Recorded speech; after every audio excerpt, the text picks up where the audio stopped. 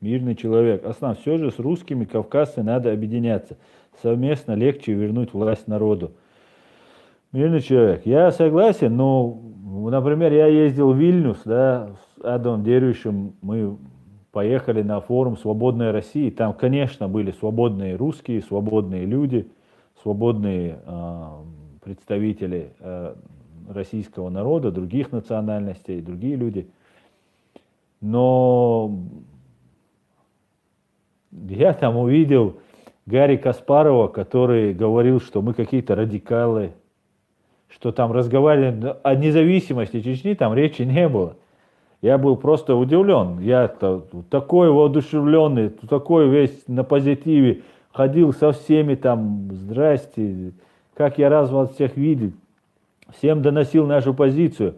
И Гарри Каспаров сел во главе там этого выступающего и говорит, ну там радикалы, там ловить нечего. Конечно, нечего, когда ничего не делающий человек с бородой сидит и рассказывает там, что вот надо там быстрее там в рай попасть. И вот этот человек дал основание. Я его потом в кулуарах там с Дервишевым, мы его зажали в углу. Говорим, что вы такое говорите? Ну зачем вы так? Это же неправда.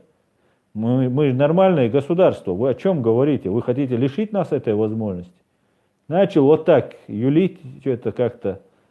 У меня есть видео, между прочим, не очень хорошего качества, и не все доснято, но в этот момент я успел заснять. Вот какие русские демократы, русские либералы. Потом этот же форум ставит по правам человека Даниила Константинова, который является русским националистом, русским по факту фашистом, который сидит там в пресс-центре, на независимом пресс-центре на Остоженке, который находится. Сидит и рассказывает еще до того, когда он еще попал на форум «Свободной России», он заявляет, что мусульман не ущемляют, только вот свидетели Иеговы ущемляют. Этот человек в форуме «Свободной России» является по правам человека. С кем с русскими объединяться? Да я с удовольствием, со всеми. С русскими, с папуасами, с кем угодно я готов. Но не с такими же. Это форум свободы. Там реально были настоящие свободные люди. Это даже не обсуждается. Мы подружились, мы нашли очень много общие интересы, много интересов. Мы протянули руку дружбы всем, как представители чеченской демократической общественности Европы. Кто-то принял эту руку, но форум не принял. Мы предложили провести панель, да, тему отдельную, чеченскую. Так вот, представители, этот же Каспаров, например, нам отказал. Мы вышли на сцену, я вышел на сцену вместе с Адамом Дервишем и сказали, давайте проголосуем. Мы же в демократическом обществе находимся, в Вильнюсе, в демократической стране. Давайте проголосуем. Мы проголосовали. Ни одного человека не было против из присутствующих.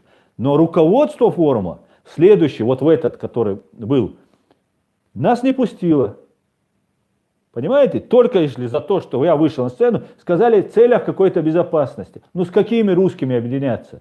Да, там был Илларионов, да, там приходил туда снимать Сотник, да, там есть с Питера парни, которые настоящие свободные люди, которые каждый день, чуть ли не каждый день проводят митинги. Но за то, что мы вышли на сцену и по демократическим способам присутствующие проголосовали, большая часть проголосовала за, некоторые воздержались, и никого не было против. Мне, Дервишеву и Аминат Саиевой, министру иностранных дел Чеченской Республики, отказали. Это единственное место в Литве, дверь, которую ее не пустили. Она со времен Джохара Дудаева там является нашим представителем. Ну с кем? С удовольствием, давайте. Только на условиях, что безоговорочно признается независимость Чеченской Республики Ичкерия и признается геноцид, который над нами произошел. Вот с такими русскими мы готовы сотрудничать, а не с Каспаровыми.